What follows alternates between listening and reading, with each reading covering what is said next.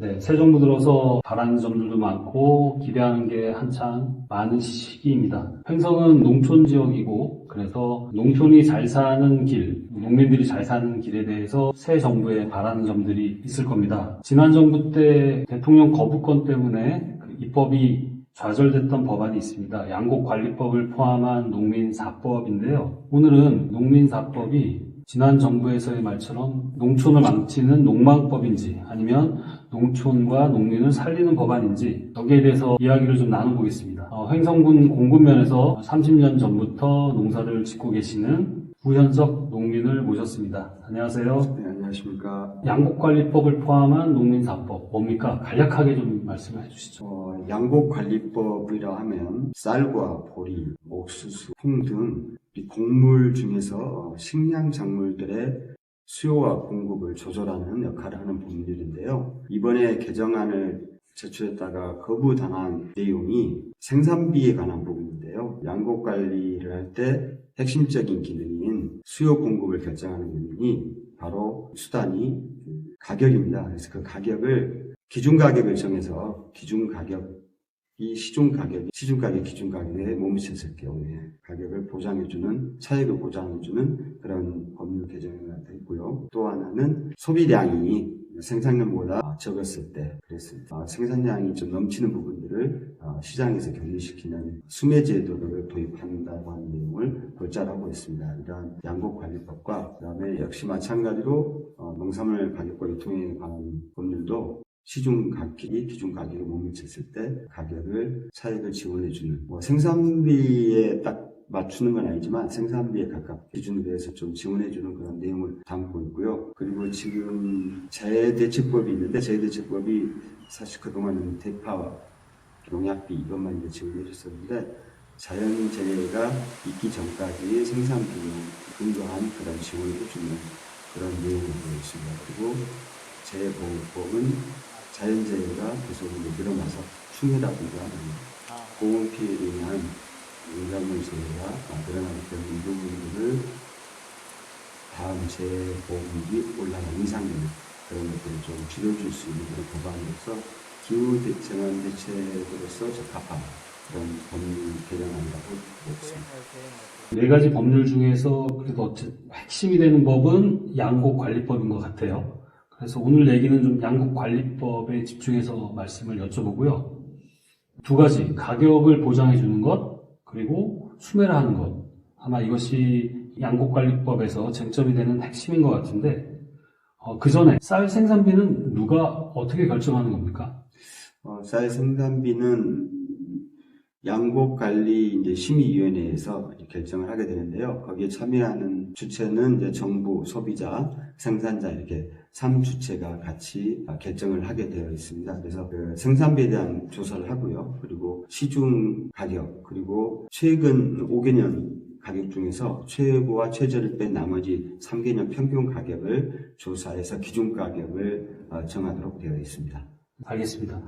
아까 말씀드렸듯이 가격 보장과 수매, 이 두 가지가 핵심인 것 같은데, 둘 다 예산이 들어가는 부분인데요. 둘 중에 하나만 하면 안 되는 겁니까? 우선 차액 부분에 대한 지원은 농민들에게 도움이 되겠죠. 하지만 이제 쌀이 소비량보다도 많이 생산되었을 경우에, 그 경우에는 쌀을 유통하는 주체들은 단경기라고 해서 쌀을 수확했을 때 사가지고 가장 거기서 보관했다가 가격이 오르는 시점에서 이렇게 출하를 해야 되는데 그 단경기가 보정이 되려면은 그 소비량보다도 넘치는 그 생산량을 수매해서 시장과 격리를 시켜줘야지만이 유통에서도 제대로 된 가격이 좀 유지가 될 수가 있다. 이렇게 이제 정작하지 않더라도 대신에 벼를 심지 않고 사료용작물을 심거나 이렇게 할 때 국가가 직불제를 통해서 해결하는 이런 방식은 어떻습니까? 직접 지불제를 통해서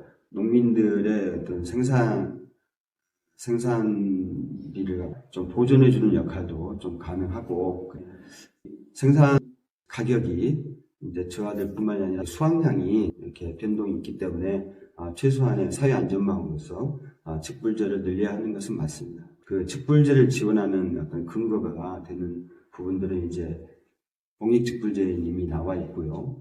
그 외에도 이제 뭐 휴경 직불제라든가 아니면 전략 작물 직불제라든가 이렇게 대체 작물을 심었을 때 직불제를 지원해 주는 것도 생각해 볼 수 있지만 가장 좋은 것은 농민들이 직접 생산을 계속 유지를 할 수가 있고 그리고 대체 작물보다는 논 형상을 그대로 유지하면서 논 재배를 지속시킬 수 있는 그런 방안으로 직불제를 강화시켜 나가는 것이 더 바람직하다라고 볼 수가 있습니다.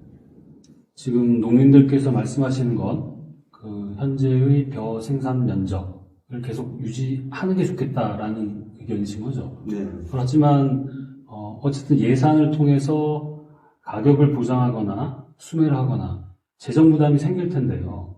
그러면 재정 부담을 줄이면서 논 면적을 관리하고 쌀 가격을 유지할 수 있는 방법이 있을까요?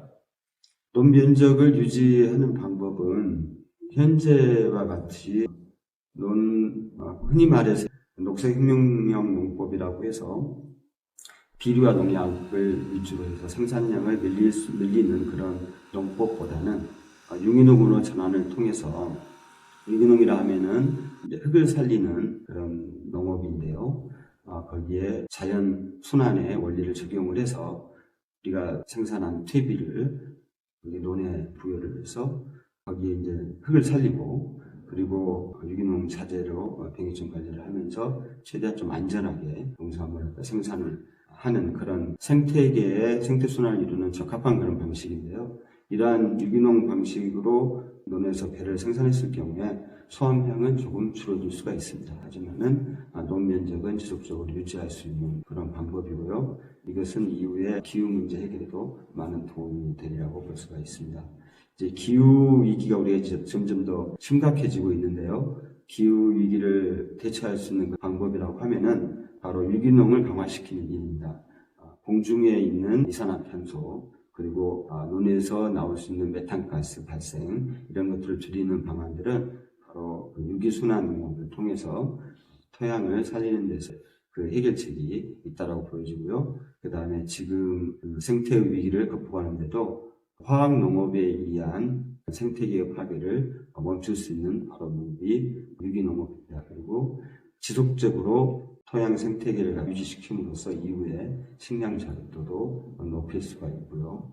그리고 지역에서 도시민들이 와서 편안한 휴식을 할 수 있는 그런 농법이기 때문에 유기농업을 통해서 논도 살리고 그리고 식량도 안정적으로 공급하고 다소 수확량을 줄여서 지금 현재 일시적 과잉 부분들을 해소할 수 있는 그런 방안이라고 생각합니다. 좋습니다. 하지만 그 유기농법이라는 것이 지금 고령화되고 있는 사회 속에서, 그러니까 농민들이 고령화되고 있는 속에서 과연 적합한 농법인지 여기에 대한 의견도 있을 것 같습니다.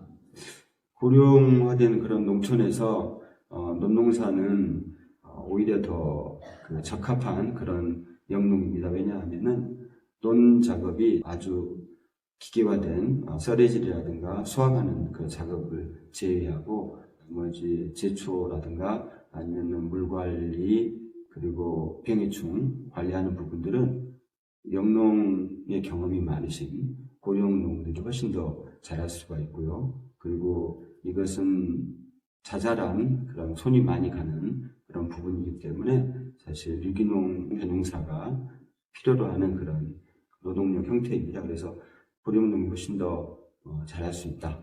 그러나 다만 시간이 더 많이 소요가 되고 좀 고되다. 그래서 이런 부분들에 대해서 생산비 부분들을 다시 계산해서 여기에 대한 보상 부분들이 필요하다는 말씀드리겠습니다.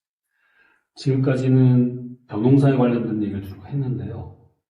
지금 이야기되고 있는 농민사법이 채소나 과일과 관련된 내용들의 변화는 없습니까? 농안법에 나와 있는데요. 양곡관리법에서도 기준 가격과 시중 가격의 차액을 지원할 수 있는 그런 생산비에 접근하는 그런 방식이라고 한다면 농산물 가격과 유통에 관한 법률도 마찬가지로 생산비 가까운 그런 가격 지지가 필요한 그런 법 개정을 하고 있습니다. 그래서 그 부분들이 우리 강원도에서 밭이 더 많은데 밭작물, 과수와 채소 부분들에 대한 일시적 과잉으로 인한 가격 공락 이런 부분들과 적극적으로 대응할 수 있는 그런 제도가 이제 마련되었다라고 되고, 한 가지 품목으로 집중된다라고 하는 그런 부분들은 오히려 양곡관리법과 농안법을 통해서 위험이 더 한쪽으로 몰리는 것보다는 고르게 작목을 선택할 수 있는 그런 우리 기회가 됐다. 그래서 더 안정적으로 생산이 유지가 될 수 있는 그런 기반이 조성될 수가 있다라는 점을 강조하고 싶습니다. 감사합니다. 새 정부에 바라는 그 농민의 입장을 한마디로 좀 요약해서 마무리 말씀을 좀 부탁드리겠습니다. 농업 농민 문제는 워낙 복잡 다단하고 상호 연결되어 있는 문제이기 때문에 어느 것 하나만 가지고 문제를 해결할 수는 없습니다. 가장 기본이 되는 것은 농지를 어떻게, 그 다음에 농민 생산 인력을 어떻게 유지할 것인가 하는 부분들이 가장 중요합니다.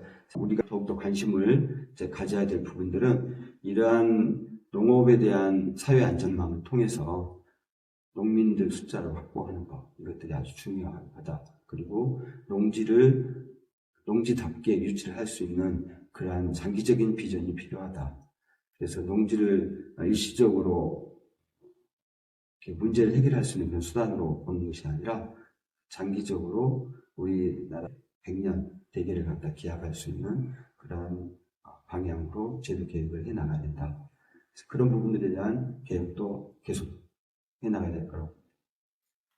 예, 여기는 강원도 횡성이고, 그리고 농업이 중심이 되는 농촌 지역입니다.